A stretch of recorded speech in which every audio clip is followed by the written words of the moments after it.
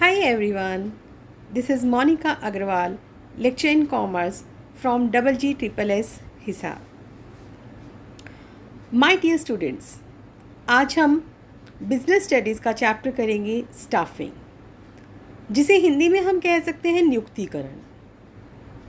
बहुत ही एक important chapter है, अच्छा चैप्टर है, इसको करने में भी मज़ा आएगा।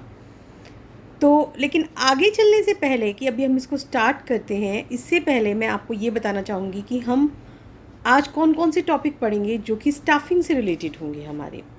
ठीक है, तो चलिए आइए बच्चों, हम उस पर एक नज़र डाल लेते हैं।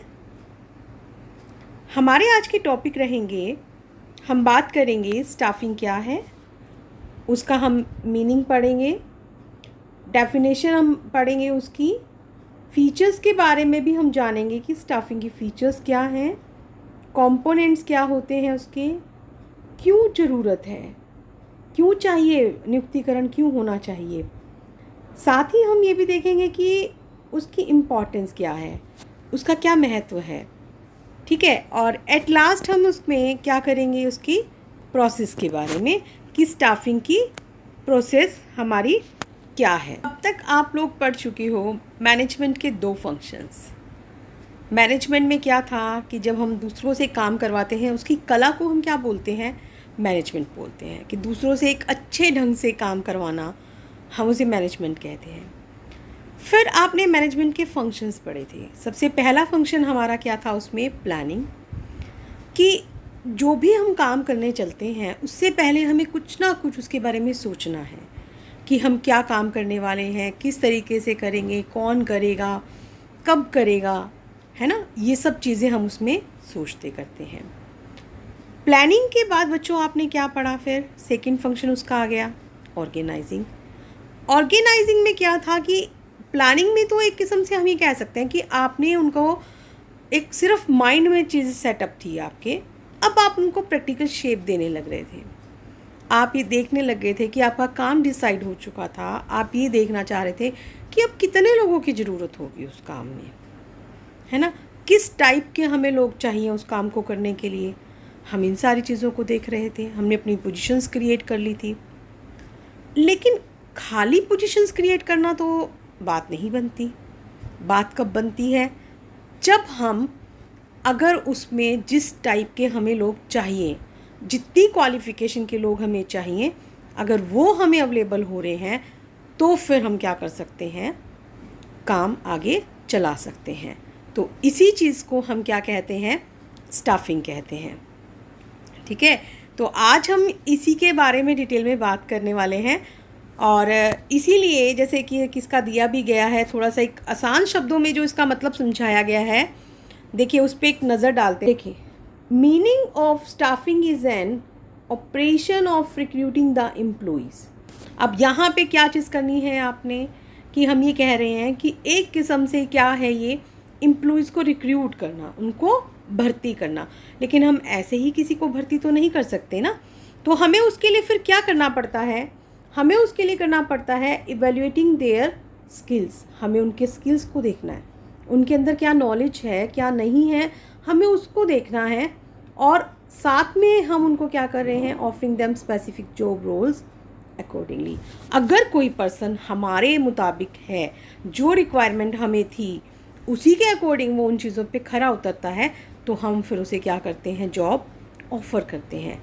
तो ये सब हमारा क्या कहलाता है, स्टाफिंग कहलाता है। ठीक है, तो चलिए इसकी डेफिनेशन की ओर चलते हैं। अब हम, डेफिनेशन है आपके सामने, लेकिन उससे पहले एक नारायण मूर्ति सीईओ थे जो इन्फोसिस के हैं। ठीक है, उन्होंने क्या कहा, वो कहते हैं, इन्हीं से रिलेटेड है ये, वो कहते हैं our assets walk out of the door each evening. कि हर एक शाम को जो हमारी संपत्तियां हैं वो दरवाजे से बाहर चली जाती हैं। We have to make sure that they come back the next morning. और हमें ये श्योरिटी भी करनी है कि वो अगली सुबह वापस आएंगी। भाई अब आप सोचोगे कि हमारी एसेट्स बाहर जाती कैसे हैं, है ना, सोचोगे ना। लेकिन देखिए, अब पैर, संपत्तियों के तो पैर नहीं होते, तो फिर वो बाहर कैसे चली जाती हैं। लेकिन वो बात किसके बारे में कर रहे हैं? जब देखिए बिजनेस कौन कर रहा है, सारा इंसान कर रहा है ना, मानव कर रहा है। उसमें जो लोग हैं आपके पास, चाहे बेशक कितनी ही ऑटोमेटिक मशीनरी क्यों ना हो, उसको ऑपरेट करने के लिए कौन चाहिए? मानव चाहिए। ठीक है, अब उसको ऑपरेट करने के लिए अगर कोई इंसान चाहिए आपको, और फिर वही इंसान से आपका काम बन रहा है, तो इसका मतलब ह्यूमन बीइंग से आपका चल रहा है। तो ह्यूमन बीइंग भी जस्ट लाइक हमारी क्या हो गया, एक एसेट हो गई ना। जितनी हमारी फैक्ट्री के लिए मशीनरी ज़रूरी है, उतनी ही हमारी फैक्ट्री के लिए क्या ज़रूरी है? लेबर है। जब मशीनरी हमारी फर्म की एसेट है, तो फिर ह्यूमन रिसोर्स भी तो हमारी फर्म का एसेट हुआ ना। तो अब और तो नहीं जाती, लेकिन जो सबसे इम्पॉर्टेंट हमारी एसेट है कि जो इंसान है, जो लेबर है, वो हर रोज़ अपने घर जाती है। तो इसलिए वो यहाँ पे क्या कह रहे हैं कि our assets walk out of the door each evening, कि वो हर एक शाम को वो बाहर चली जाती हैं। और देखो अगली सुबह वो कब आएंगी? जब वो हमारी जॉब से सेटिस्फाई होंगी, जब वो हमारे पास काम करके खुश होंगे।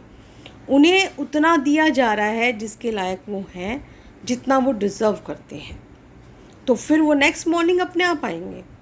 क्योंकि ये नहीं होता कि सिर्फ हम ये कहें कि मालिक को ही सर्वेंट की ज़रूरत है या सर्वेंट को ही नौकरी की ज़रूरत है। नहीं, दोनों एक दूसरे के क्या होते हैं? कॉम्प्लीमेंट्री होते हैं। दोनों में से किसी का गुजारा एक के बिना नहीं होता है। तो आई होप कि आपको यहाँ पे पता चला होगा कि जो स्टाफिंग है हमारे लिए क्यों इम्पॉर्टेंट है। चलिए अब नज़र डालते हैं इसकी डेफिनेशन की तरफ। तो यहाँ पे थियो हैमन है, उन्होंने इनकी डेफिनेशन दी है, जिसमें इन्होंने एक किस्म से वो जो बहुत आसान लैंग्वेज में इसकी डेफिनेशन दी है। उन्होंने बताया the staffing function pertains to the recruitment, selection, development, training and compensation of subordinate managers। अब स्टाफिंग के फंक्शंस में क्या क्या चीज़ें आ जाती हैं? रिक्रूटमेंट माने भर्ती करना, लोगों को अपनी तरफ बुलाना, और फिर सिलेक्शन में आप उनको सेलेक्ट करते हैं। खाली वैसे बात नहीं बनती जब तक आप उनका ट्रेनिंग डेवलपमेंट नहीं करते हैं, है ना। और जब तक आप उनको मैनेजर्स के साथ नहीं लगाओगे, काम नहीं कराओगे, तो काम नहीं हो सकता। तो मतलब स्टाफिंग फंक्शन को वो इन्हीं सारे की सारी चीज़ों से जो है वो डिफ़ाइन कर रहे हैं। तो बच्चों देखो, अब आपको इसका मीनिंग पता चल गया, इसकी डेफिनेशन पता चल गई। अच्छा क्या रहता है, पेपर में आपको इसका वे ऑफ राइटिंग भी होना चाहिए। तो वे ऑफ राइटिंग में अब आप इसको क्या करेंगे, हम एक कॉन्क्लूसिव डेफिनेशन हम कह सकते हैं कि कंक्लूज़न में हम समझ सकते हैं कि हमारा स्टाफिंग होता क्या है। तो देखिए इसका कंक्लूज़न क्या निकला कि जो स्टाफिंग है, एक किस्म से हम ये कह सकते हैं कि staffing is the process of hiring eligible candidates in the organisation और कंपनी फॉर स्पेसिफिक पोजीशन। अब यहाँ पे किस चीज़ का प्रोसेस बन गया कि हमने जो एलिजिबल कैंडिडेट्स हैं, जो ऑर्गेनाइजेशन के लिए जो एलिजिबल कैंडिडेट्स जो हमें चाहिए, है ना, उसकी जो हमने ऑर्गेनाइजेशन में बनाया कि भाई हमने संगठन किया था, संगठन में हमने देखा कि इतने हमें पोजीशंस क्रिएट हुई, हमें परचेज़ मैनेजर चाहिए, हमें सेल्स मैनेजर चाहिए, हमें फाइनेंस मैनेजर चाहिए। अब परचेज़ डिपार्टमेंट में काम करने के लिए इतने लोग होने चाहिए, है ना। तो अब वो कहाँ से हैं? अब हमने लोगों को हायर करना है। आप लोगों को अपने पास रखोगे, उन्हें पैसा दोगे बदले में, तो क्या है, वो हायरिंग ही तो है। लेकिन आप ऐसे ही किसी राह चलते को तो नहीं रख सकते ना। आप उसके लिए क्या देखते हो, एलिजिबिलिटी देखते हो कि आपने कितनी रिक्वायरमेंट है, क्या योग्यता उस इंसान में होनी चाहिए, वो सब चीज़ें आप देखते हो। तो इसलिए जो है हम इसको ये भी कह सकते हैं, दो लाइन में हम ये भी कह सकते हैं इसको कि it refers to filling and keeping fill the post with people. तो कितनी एक लाइन में स्टाफिंग को अच्छे से बता दिया गया है कि क्या है यहाँ पे कि हमने क्या करना है, लोगों से पोस्टों को भरना है और उन्हें भरे रहने देना है। तो वो हमारी क्या हो जाती है, स्टाफिंग हो जाती है। ठीक है, और अगर हम ये भी कह सकते हैं कि इसको और भी हम एक अच्छे से ढंग से लिख सकते हैं, क्या लिख सकते हैं हम इसको, it involves the process of filling the vacant position of the right personnel कि हमने कौन सी पोजीशंस फिल करनी है जो खाली हैं। जिस पे ऑलरेडी कोई लगा हुआ है उसको थोड़ा ना फिल करना है आपने, तो वैकेंट पोजीशन होनी चाहिए। राइट पर्सनल, जो उसके लिए सही कर्मचारी है, एट द राइट जॉब, जो एक जगह है, जो एक जॉब है, जो एक स्टेटस है, उसके लिए तो होगा ना। तो वहाँ पे सही जगह पे सही समय भी तो सही होना चाहिए। तो सही समय पे सही चीज़ में अगर सही कर्मचारी है तो फिर हर कुछ हमारा क्या होगा, राइट मैनर में अपने आप हो जाएगा। सब कुछ तरीके से चलता है, सही टाइम पे हम सब काम करते हैं। तो देखिए, आप अपनी वास्तविक ज़िंदगी में भी तो ऐसा ही करते हो ना। अगर आप सही टाइम पे हर चीज़ पढ़ाई करते हो तो पेपर में नंबर आपके अच्छे आते हैं। तो ऐसे ही ऑर्गेनाइजेशन में है, अगर आप कामों को सही ढंग से करोगे, सही टाइम पर करोगे, जहाँ सही लोगों की ज़रूरत है वो मिलेगी, तो सारा का सारा जो बिज़नेस है वो हमारा क्या चलेगा, बहुत अच्छा चलने लगेगा। ठीक है, तो ये तो थी बच्चों बात डेफिनेशन की। चलिए अब आती हैं इसकी फीचर्स। और देखो, डेफिनेशन में से ही काफ़ी सारी फीचर्स निकल आती हैं हमारी, क्योंकि जितनी भी ज़रूरी बातें होती हैं वो हमारी मीनिंग और डेफिनेशन में हमारी आ जाती है। तो सबसे पहली बात हमने क्या कहा था कि ये किससे रिलेटेड है। स्टाफिंग में आप किसको अपॉइंट करते हो, नियुक्तियाँ करते हो ना, किसकी करते हो, पर्सनल की। पर्सनल क्या है, हमारा एक ह्यूमन बीइंग है। तो यहाँ पे फिर हमारी इसकी सबसे पहली जो फीचर हो गई वो क्या बन गई, रिलेटेड टू ह्यूमन बीइंग। कि किससे रिलेटेड है, ये हमारा ह्यूमन बीइंग से रिलेटेड है। तो ये मानव से रिलेटेड है, तो हमें उसका ध्यान रखना है और हमें उसी के बेस पे कि उसकी कितनी नॉलेज है, कितनी नहीं है, उसको क्या हमें ट्रेनिंग देनी है, कहाँ से हमें अपॉइंट करना है, कैसे करना है, इन सारी चीज़ों के बारे में हम इसमें देखते हैं। दूसरी बात आती है, this is a separate managerial function. Management के बच्चों आपने फंक्शंस पढ़े थे, ध्यान है, उसमें आपने क्या क्या पढ़ा था। मैनेजमेंट का फंक्शन जो हेनरी फ्योल ने दिए थे वो 5 फंक्शंस थे, planning, organising, staffing, directing and controlling. Planning आप पढ़ चुके, सोचा आपने। ऑर्गेनाइजेशन में उसको प्रैक्टिकल शेप देने लग गए थे। ऑर्गेनाइजेशन में आपने पोस्ट क्रिएट कर ली कि कितनी आपको पोस्ट चाहिए, किस किस टाइप के आपको लोग चाहिए, उस पर क्या क्वालिफ़िकेशन होनी चाहिए। तो फिर इसलिए हमारी किस चीज़ की ज़रूरत हुई थी, स्टाफिंग की, क्योंकि स्टाफिंग इटसेल्फ अपने आप में बहुत बड़ा काम है। तो यहाँ पे क्या है, ये एक अलग से एक मैनेजरियल इसका फंक्शन है। Essentials at all managerial level. Managerial level बच्चों कितने होते हैं हमारे, 3 होते हैं। एक टॉप, दूसरा कौन सा होता है, middle, and third one is lower level. अब top level, middle level, lower level, क्या ऐसा कहीं है कि किसी लेवल पे काम ना हो रहा हो, सिर्फ 1 या 2 जगह काम हो रहा हो, नहीं। अपॉइंट तो आपने लोगों को हर लेवल पे करना है ना। तो फिर इसलिए स्टाफिंग की ज़रूरत भी कहाँ पे है, हर एक लेवल पे है। बेशक जो आप लोगों को काम दे दिया कि आप अपने डिपार्टमेंट के लोग अपॉइंट करिए, लेकिन मेन जो उनकी रहेगी जिम्मेवारी, रिस्पॉन्सिबिलिटी किसकी रहेगी, टॉप वालों की। उनकी रिस्पॉन्सिबिलिटी है कि फिर भी कोई गलत इंसान हमारी कंपनी में नहीं आना चाहिए, जिसकी रिक्वायरमेंट है वही हमारी कंपनी में आना चाहिए। अगली क्या चीज़ आ जाती है, रिलेटेड टू सोशल रिस्पॉन्सिबिलिटी। अब यहाँ पे देखिए, आप जब बिजनेस करते हैं तो आपके तब भी सामाजिक उत्तरदायित्व बनता है। क्या सामाजिक उद्देश्य बनते हैं आपके, आप लोगों को अच्छा सामान दें, है ना, सही कीमत पे दें। ठीक है, आप अपना प्रॉफिट भी अर्न करिए, ये नहीं कहा जाता कि आप बिल्कुल एट कॉस्ट ही उनको माल दे दीजिए, नहीं, आप अपना प्रॉफिट भी अर्न कीजिए, लेकिन आप समाज को लूटिए नहीं, इतना कहा जाता है। तो यहाँ पर भी स्टाफिंग की सोशल रिस्पॉन्सिबिलिटी क्या होती है स्टाफिंग से रिलेटेड, कि जब हम लोगों की अपॉइंटमेंट करते हैं तो हमें फ़र्क नहीं करना चाहिए किसी भी चीज़ का, समाज में एक समानता रखें, जो जिस लायक है, जिसकी जितनी कैपेबिलिटीज़ हैं, उनमें कोई भेदभाव नहीं करनी चाहिए, हमें कोई पक्षपात नहीं करना चाहिए, बायस नहीं होना चाहिए।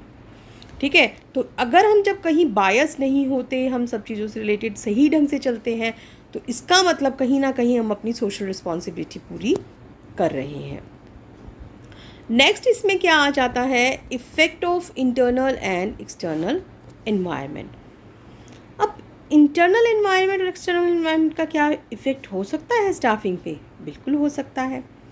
इंटरनल एनवायरनमेंट का क्या मतलब होता है बच्चों, कि फर्म के अंदर से, बिजनेस के अंदर से ही लोगों को अपॉइंट कर लेना। अब भाई बिजनेस में लोग फालतू थोड़ा ना है जिनको आप उनको कैसे अपॉइंट करेंगे।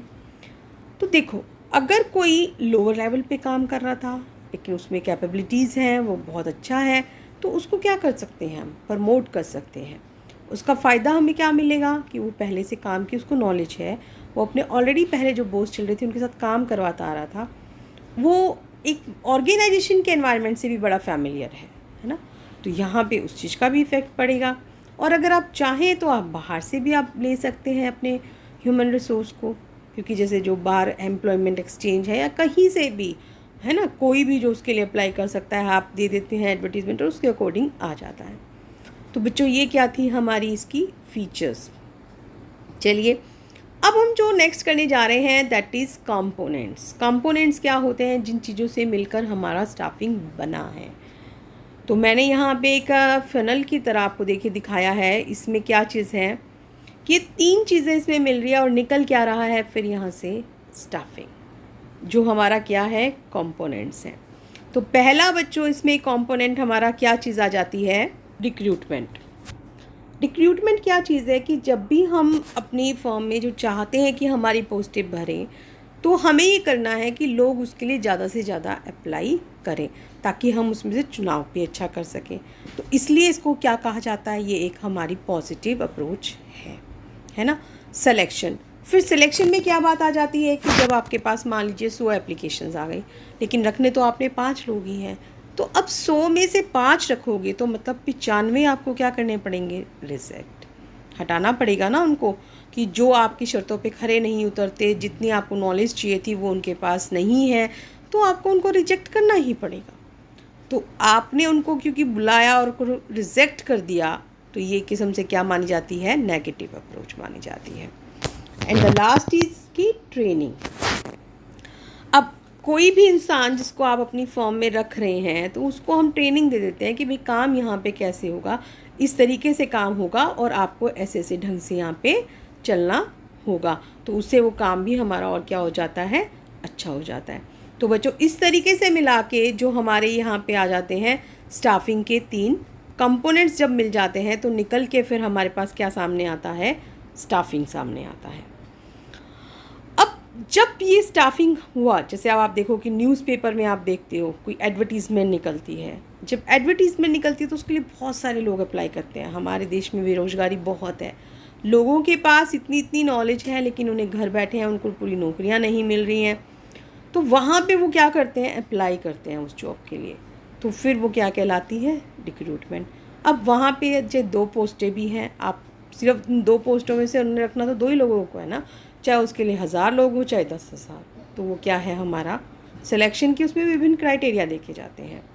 एंड द लास्ट कि जो 2 लोग रखे थे उनको हमने क्या किया, ट्रेनिंग दी है। तो ये सारा का सारा मिलके क्या बन गया, हमारा स्टाफिंग बन गया। ठीक है, चलिए अब हम अपने अगले उसकी तरफ चलते हैं, that is need of staffing, कि क्यों ज़रूरत है हमारे को स्टाफिंग की। स्टाफिंग की बच्चों हमें इसलिए ज़रूरत है क्योंकि इससे हम क्या कर सकते हैं, हमने क्यों बनाया इसको बनाया फिलिंग द रोल्स के लिए, कि हमने अपनी जो फॉर्म में जो क्रिएट कर रखी थी ना पोस्ट, अब वो हमें उनको भरना है। भरेंगे हम किसके थ्रू, स्टाफिंग के थ्रू, कि हमने देख लिया कि कितने लोगों की हमें ज़रूरत है, हम लोगों से अप्लाई करवाएंगे और उन्हें बुलाकर जो भी है उसमें से चुनाव कर लेंगे। सेकंड आती है ह्यूमन एम्फेसिस। अब यहाँ पे क्योंकि इंसान पे ही जोर दिया जा रहा है, आपने रखना किसको है, staffing completely is related with human, इंसान को आप रख रहे हो ना, तो आपने मानव पे जोर देना है। तो इंसान को आपने देखना है, तो देखो आप उसको वर्किंग कंडीशंस भी अच्छी देनी पड़ेंगी, ट्रेनिंग भी सही ढंग से दीजिए, है ना, सही सैलरी दीजिए ताकि उसको भी काम उसका अच्छे से चल सके। तो क्योंकि ह्यूमन पे हमें जोर देना, तो यहाँ पे हमारे को स्टाफिंग की ज़रूरत पड़ेगी। थर्ड है अवेलेबिलिटी ऑफ नॉलेज। अब उसमें नॉलेज भी होनी चाहिए। अब क्योंकि डे बाय डे इतना सब कुछ बढ़ गया कि हम किसी के ऊपर भी खाली काम नहीं सौंप सकते, है ना। हमें देखना पड़ता है कि कितनी नॉलेज का इंसान हमें चाहिए, कितनी नॉलेज अगले के पास है, क्या वो हमारा काम कर सकता है या नहीं कर सकता है। तो इन चीज़ों के लिए हमें किस चीज़ की ज़रूरत पड़ जाती है? स्टाफिंग की ज़रूरत पड़ती है। And the last is specialisation. अब स्पेशलाइजेशन में क्या चीज़ आ जाती है? देखिए, जैसे मैंने अभी आपको बताया, आजकल हर चीज़ के एक्सपर्ट है, हर चीज़ में। अब एक किस्म से आप एक एग्ज़ाम्पल अपने स्कूल का ही ले सकते हो। स्कूल में बच्चों आपके पास क्या है? कॉमर्स है। आपने देखा होगा कि जो आपकी कॉमर्स के सब्जेक्ट हैं उनके लिए टीचर अलग हैं, साइंस वालों के लिए अलग हैं, है ना, हिंदी इंग्लिश के लिए अलग हैं, जो आर्ट्स के सब्जेक्ट हैं उनके लिए अलग है। हर टीचर अपना ही एक सब्जेक्ट आपको क्यों पढ़ा रहा है? वो इसलिए पढ़ा रहा है क्योंकि उसकी उसमें स्पेशलिटी है, उसकी उसमें मास्टरी है, उसकी कमांड है, वो उसके बारे में बहुत अच्छे से नॉलेज रखता है। अब आपको दूसरा कोई टीचर कॉमर्स के अलावा अगर बिज़नेस पढ़ाएगा, साइंस वाला, तो वो इतने अच्छे से नहीं दे पाएगा। एक कॉमर्स वाला टीचर अगर चाहे कि वो साइंस वाले बच्चों को पढ़ाएगा, वो नहीं कर पाएगा। क्यों? क्योंकि उसकी स्पेशलिटी नहीं है उसमें, है ना। तभी हम उसी टीचर से पढ़ते हैं जिसकी उसमें स्पेशलिटी होती है। तो ऑर्गेनाइजेशन में भी ऐसा ही होता है। जब हमने कोई काम करवाना है, आजकल इन चीज़ों के लिए जो एक्सपर्ट आ गए हैं, हम उन एक्सपर्ट्स की हेल्प लेते हैं ताकि हमारी जो फर्म है, क्योंकि चलनी तो अगर लोग अच्छे होंगे तभी तो हमारी फर्म चलेगी। तो इसलिए ये थी, इसकी क्या थी, हमारी नीड थी। चलिए, अब हमने इसका ये तो जान लिया कि नीड क्या थी। अब हम बात करेंगे इम्पॉर्टेंस की। पहली इम्पॉर्टेंस, अब इसकी हम क्या कह सकते हैं? Helpful in discovering and obtaining competent personal. ने ऊपर क्यों करा था? क्योंकि आपको अपनी पोस्ट भरनी थी। तो आपको अगर अपनी कंपनी में किन्हीं लोगों को रखना था, तो क्या आपने ऐसे ही किसी को भी रख लिया? जो कोई आया उसको रख लिया? नहीं, आपने अच्छे से उसको जांचा परखा, तब आपने रखा। तो उसमें उसकी हेल्प किसने करी? आपकी स्टाफिंग ने। नियुक्तिकरण के ही थ्रू आपका सारा हुआ ना, कि आपने एक्सपर्ट बिठाए, आपने देखा कि अगर आपके पास 100 एप्लीकेशंस आ रही थी, आपने उसमें से 5 लोग चुनने थे, तो आपने 100 लोगों में से 5 लोगों को चुना। तो किसने हेल्प की? वो स्टाफिंग ने। तो इसलिए हम क्या कह सकते हैं इसको? Helpful in discovering and obtaining competent personal.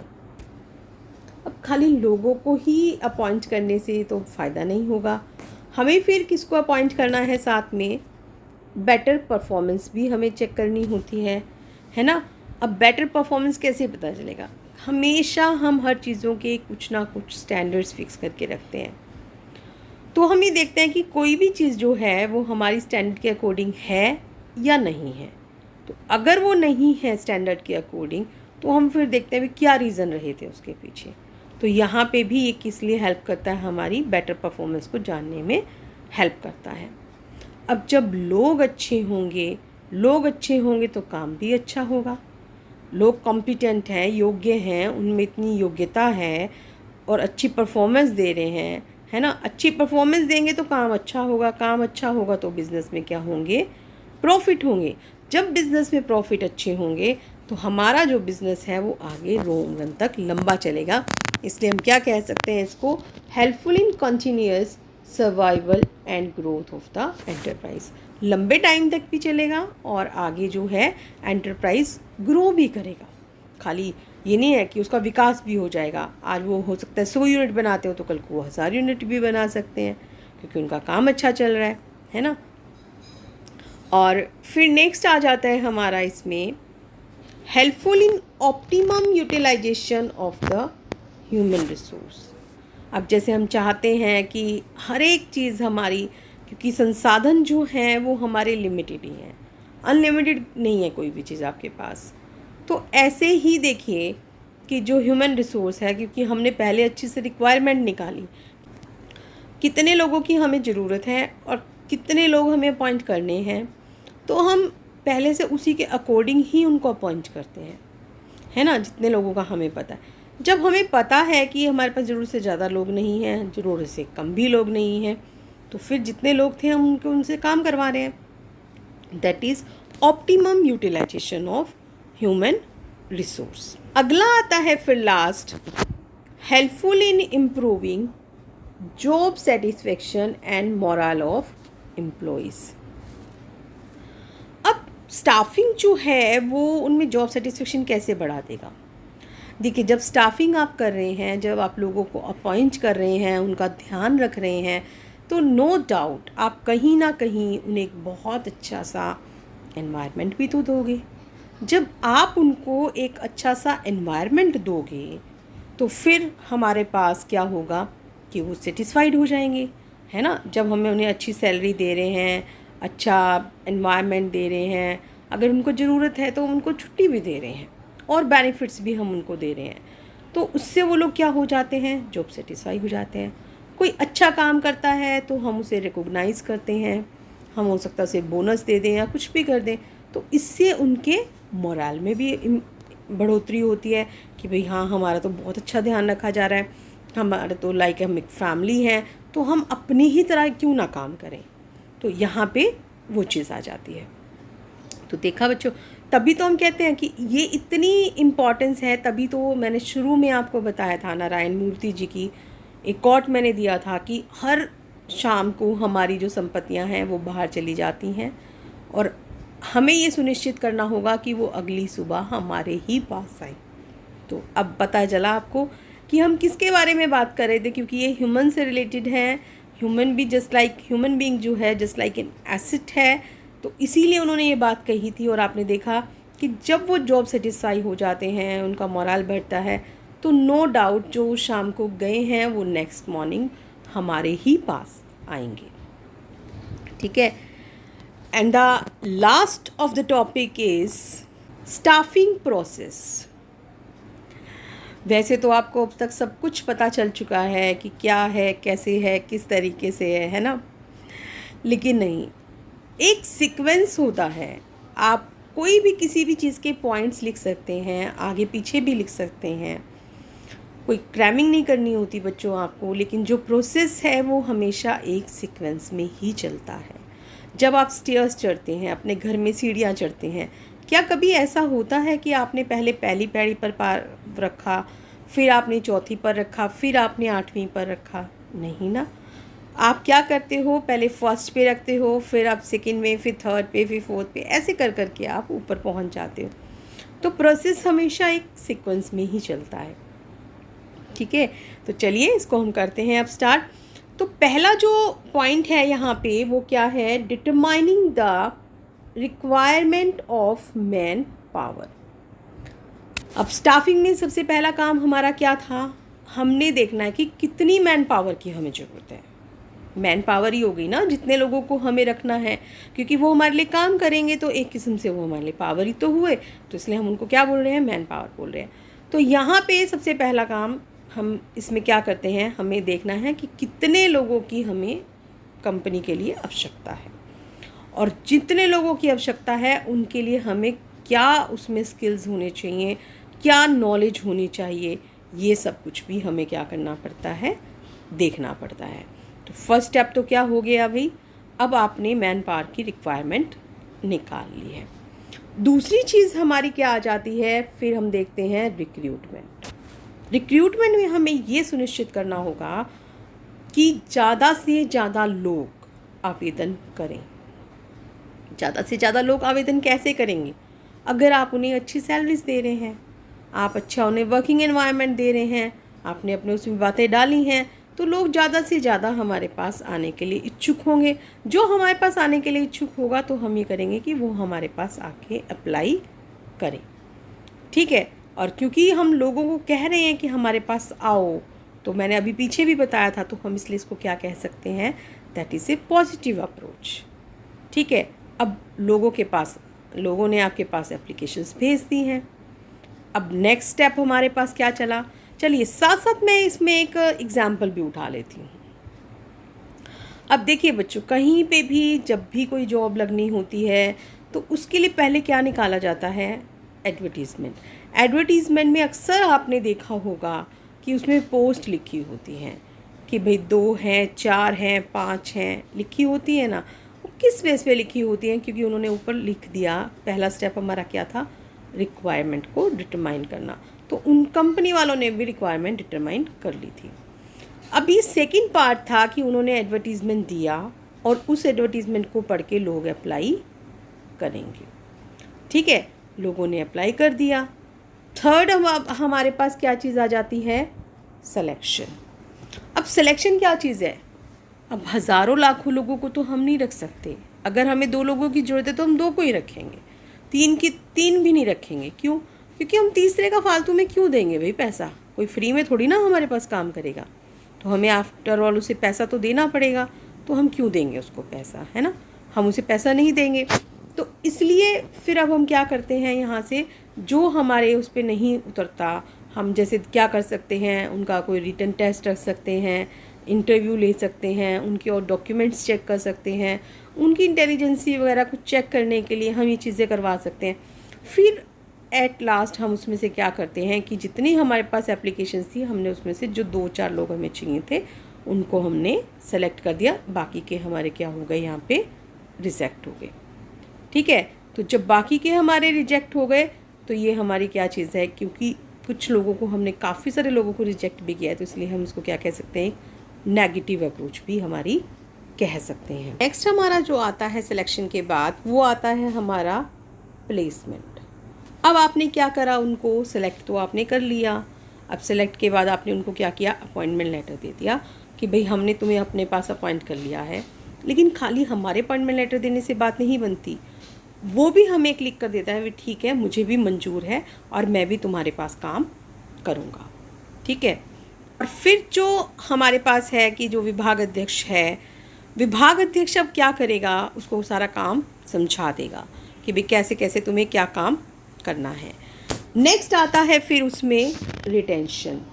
अब उसे आपने रखना है अपने पास, है ना, अपॉइंट कर लिया, तो अब अगला काम अब आप उसमें से क्या करोगे, उसके लिए आप उसको अपने पास रखोगे कि वो लंबे टाइम तक आपके पास रहे। लंबे टाइम तक कोई कैसे रहेगा, जब वो अपनी जॉब से सेटिस्फाई होगा। जॉब से कब सेटिस्फाई होगा, जब आप उसे अच्छा वेतन दोगे, अच्छी वर्किंग कंडीशंस दोगे, तो वो क्या रहेगा, हमारे पास काफ़ी लंबे टाइम तक रह जाएगा। ठीक है, फिर नेक्स्ट हमारे पास जो आता है वो आ गया हमारे पास ट्रेनिंग। अब वो इंसान के लिए काम नया है ना, तो हम उसे ट्रेनिंग भी देते हैं, सारे काम के बारे में ढंग से समझा देते हैं, ताकि जो हमारा काम है वो बहुत अच्छे से चल सके हमारा। फिर उसके बाद आ जाता है परफॉर्मेंस अप्रेजल।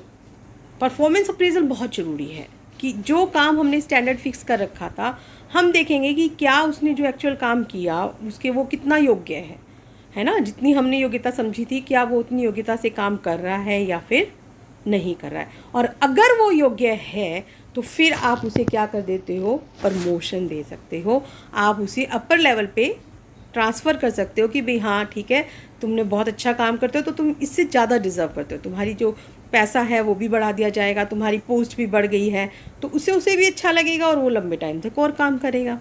कई बार इसी तरीके से हम ज़रूरत पूरा करने के लिए ट्रांसफ़र भी कर लेते हैं। पहले कोई परचेज़ डिपार्टमेंट में था, अब सेल्स में जगह खाली है, हम उसको वहाँ सेल्स में भेज सकते हैं, है ना, आपस में हम एक कंपनी में ही हम उसमें ट्रांसफ़र भी कर सकते हैं। एंड लास्ट हमारे पास इसमें क्या आ जाता है, सेपरेशन। काम से अलग करना। काम से अलग क्यों करते हैं, काम से अलग करने के कुछ हो सकते हैं। हो सकता है कि उस इंसान की उम्र हो गई हो, अगर उस इंसान की उम्र हो चुकी है, अब वो काम नहीं कर सकता, तो हम उसे क्या कर देंगे, रिटायरमेंट दे देंगे, भाई तुम रिटायर हो जाओ, अब तुम अपने घर पे आराम करो, अब तुम नहीं और काम कर सकते। दूसरा ये भी हो सकता है कि उसको हमने क्या किया कि टर्मिनेट कर दिया, वो काम ही नहीं अच्छा कर रहा था, हमने उसे बार बार वार्न किया कि तुम काम अच्छा करो अच्छा करो अच्छा करो, लेकिन वो काम ही नहीं अच्छा कर रहा, तो अल्टीमेट हमें उसको क्या करना पड़ा, यहाँ पे टर्मिनेट कर दिया हमने उसको। और तीसरा हम उसके साथ क्या कर सकते हैं, रिट्रेंच कर दिया। अब हमें काम ज़्यादा लोगों की ज़रूरत नहीं थी, तो हमने कुछ लोगों को हटाना था, तो वो भी काम से क्या हो गया, अलग हो गया ना, अलग काम से। अब यहाँ पे जैसे अब देखिए कि कोरोना चल रहा है और कितनी जगह लोगों को जो काम था, बीच में फैक्ट्रीज बंद थी, सब कुछ बंद था, काम ठप हो गए थे, तो क्या सारे के सारे लोग वहीं पे काम कर रहे हैं, नहीं। उनके जो मालिक थे, उनके जो थे ऑफिसर्स, उन्होंने उनको क्या कर दिया, रिट्रेंच कर दिया कई जगह कि भाई जहाँ 50 लोग काम कर रहे थे, अगर 10 की ज़रूरत थी तो 40 को हटा दिया। तो कुछ लोगों को रखा और कुछ लोगों को हटाना, दैट इज़ रिट्रेंचमेंट। ठीक है। तो इस तरीके से बच्चों हमारी ये क्या हो जाता है, स्टाफिंग ख़त्म हो जाता है कि हमने लोगों को अपॉइंट किया देखकर समझकर, और जब हमें उनकी ज़रूरत नहीं थी या जब वो काम नहीं करने की पोजीशन में थे या अच्छा काम नहीं कर रहे थे तो हमें उनको काम से सेपरेट भी करना पड़ा। तो आई होप बच्चों कि आपको ये अच्छे से समझ आ गया होगा टॉपिक। तो आज के लिए हमारा इतना ही, दैट्स ऑल।